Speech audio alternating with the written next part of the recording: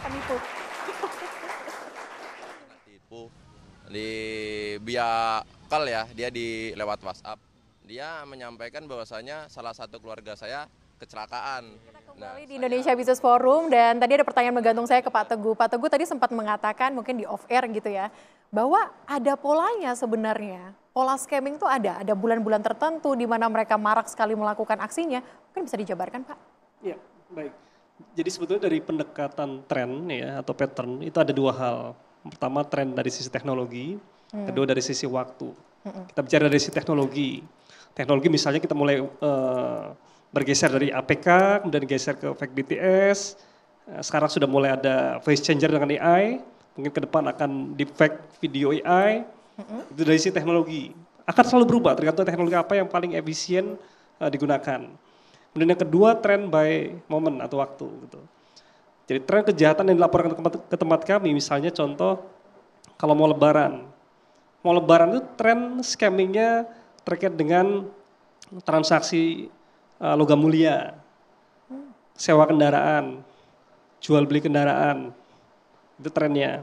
Nanti mendekati akhir tahun misalnya terkait dengan tiketing, ya, orang liburan, pemalsuan ataupun social engineering terkait dengan jual beli tiket. Kemudian kalau misalnya mendekati tengah tahun biasanya terkait dengan lowongan kerja yang fake ya, yang palsu itu mulai banyak biasanya.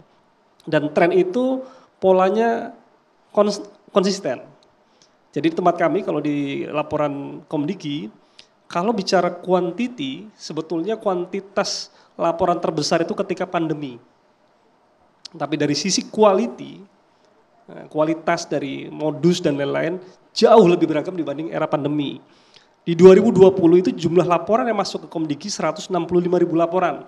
2020. Padahal 2019 hanya 60.000 laporan. Sekarang ini sudah sampai di titik keseimbangan baru di angka 120 sampai 130.000 laporan per tahun. Per tahun. Sampai saat ini sudah berapa banyak Pak? Sampai hari ini 5 tahun terakhir lebih dari 600.000 laporan.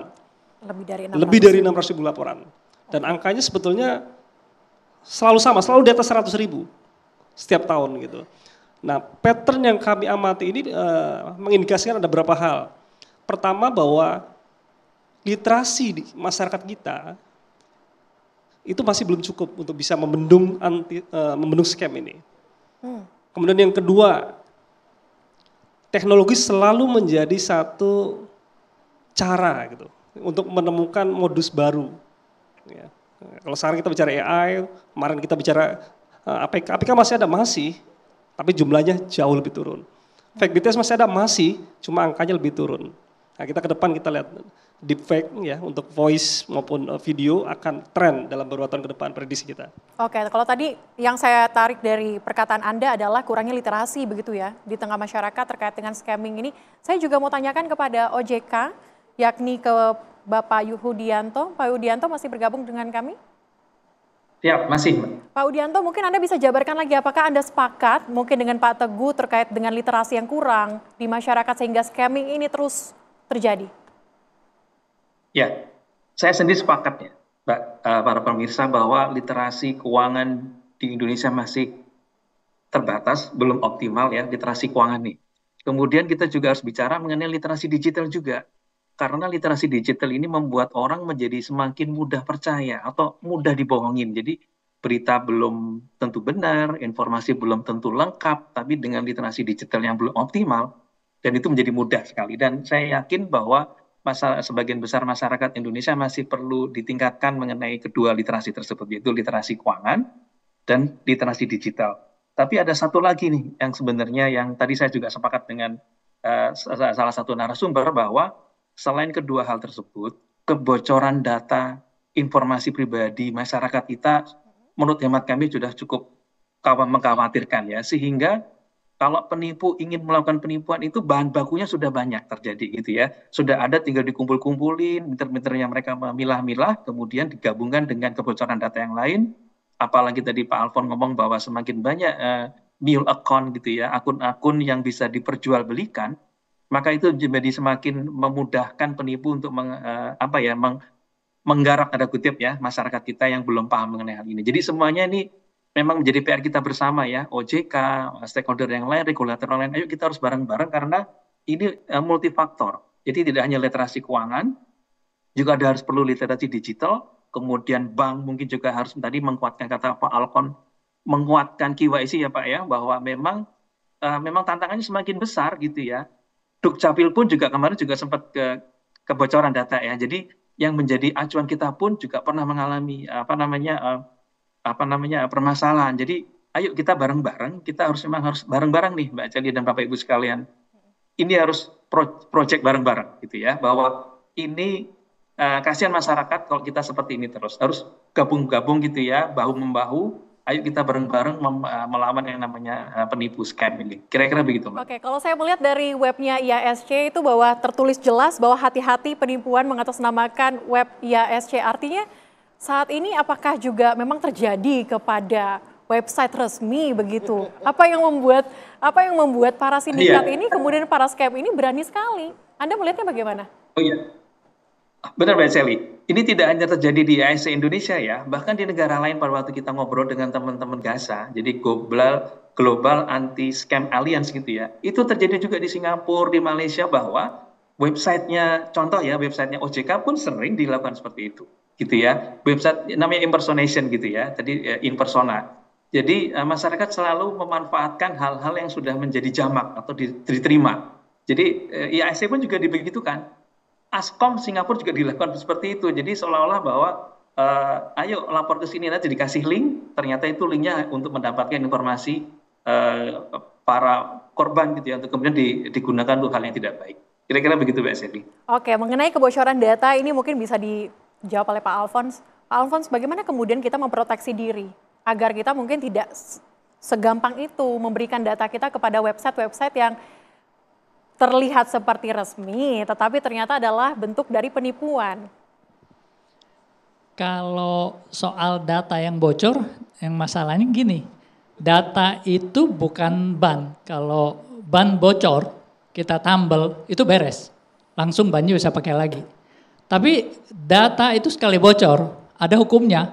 Once it is in the internet, is there forever. Jadi nggak bisa kamu batalkan data bocor. Data kamu sudah bocor, data kependudukan kamu sudah bocor, semua orang sudah tahu. Jadi itu yang perlu kita sadari.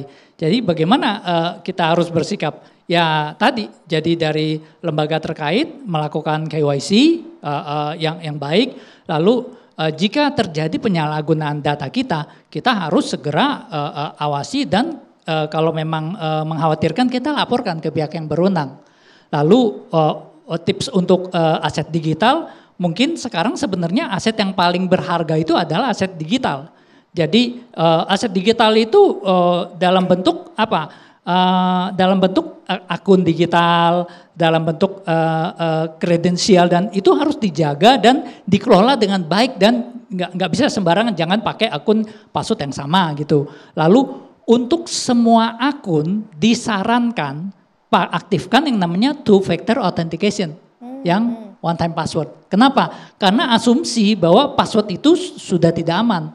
Kalau Anda bisa mengamankan password Anda dengan baik, tetapi pengelola layanan kebobolan, ya data Anda bocor. Nah kalau Anda amankan dengan OTP, one time password, walaupun passwordnya bocor, akun Anda masih aman. Jadi contohnya kalau Anda pakai WhatsApp, Anda cuma ngandalin OTP dari WhatsApp, saya sarankan aktifkan yang namanya two-step verification, kasih PIN. Jadi andaikan WhatsApp Anda berhasil dibajak pun masih diminta PIN 6 angka. Mereka nggak bisa masuk. Kenapa? Kalau mereka bisa masuk, ini baru kejadian. Teman saya diambil WhatsApp-nya, dia tidak kalah terdidik dari saya, tapi dia berhasil dikelabui dari BPJS katanya, kasih. Lalu akun dia sebelum dia tarik balik, langsung dipakai untuk menyebarkan link tersebut ke APK ke semua kontak, semua grupnya. Lalu dia tarik balik, tapi udah rusak namanya. Oke.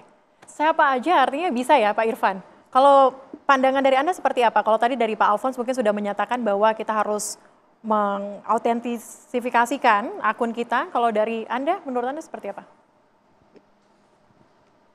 Kalau dari kami kacamata penegak hukum itu kan ibaratnya dihilir Pak. Yeah. Tadi Pak Hudi bilang kita dia bersama-sama, itu hulu ke hilir harus sama-sama. Kalau kami tetap patokannya 4D 1C. Apa tuh Pak? Pertama, D-nya ini don't trust, do not atau don't to be fast. Yang pertama mengenai berkaitan dengan benefit yang unlogic, keuntungan yang tidak logis. Kan kita pencegahan ini. Terus kayak tadi ya saya sampaikan berkaitan dengan platform ataupun profil yang terlalu sempurna gitu kan. Tadi karena kayak tadi love scam tadi sampaikan itu karena profil terlalu sempurna atau platform teknologi yang kata dari Pak Teguh sampaikan terlalu meyakinkan. Setelah itu berkaitan lagi dengan jangan mudah klik. Mudah klik itu sekarang kalau dulu klik ngambil autentifikasi diri ataupun data diri itu jelas pasti. Selama yang berkaitan dengan profil itu udah pasti. Sama yang satu C itu yang peranan pemerintah kita check and report. Pak Udi kan tadi sampaikan di AEC juga ada memberikan layanan report. Cek dari Komdigi ada layanan cek rekening, cek dan lain-lain. Mungkin yang itu yang kita harus tetap literasikan kepada masyarakat. Sementara itu sih supaya mengantisipasi. Supaya untuk mengantisipasi. Nanti kita juga akan dalami pemirsa, apa saja hal yang harus kita lakukan untuk memproteksi diri kita, untuk terhindar dari scam dan juga modus-modus yang begitu beragam. Usai jeda, tetaplah bersama kami di Indonesia Business Forum. Beberapa kali saya kena tipu di via call ya, dia lewat WhatsApp. Dia menyampaikan bahwasanya salah satu keluarga saya kecelakaan. Nah, saya harus mengurus karena ada denda-denda dan segala macam. Jadi penipuan online ya melalui link sih. Jadi dari media sosial, terus akhirnya diarahkan ke grup. Dan di grup itu ada testimoni-testimoni yang membuat saya juga hampir ikutan karena tertarik. Tapi untungnya ada aplikasi tertentu yang sudah mengedukasi terlebih dahulu dan akhirnya saya nggak ikutan. Padahal udah mau ditransfer, itu puluhan juta. Biasanya sih kayak dia tuh ngirim SMS atau WhatsApp, kayak dia ngaku dari bank, terus kayak ngasih tahu kalau poin kita something, terus misalnya kalau mau di redeem atau apa tuh klik link yang tertera di situ gitu.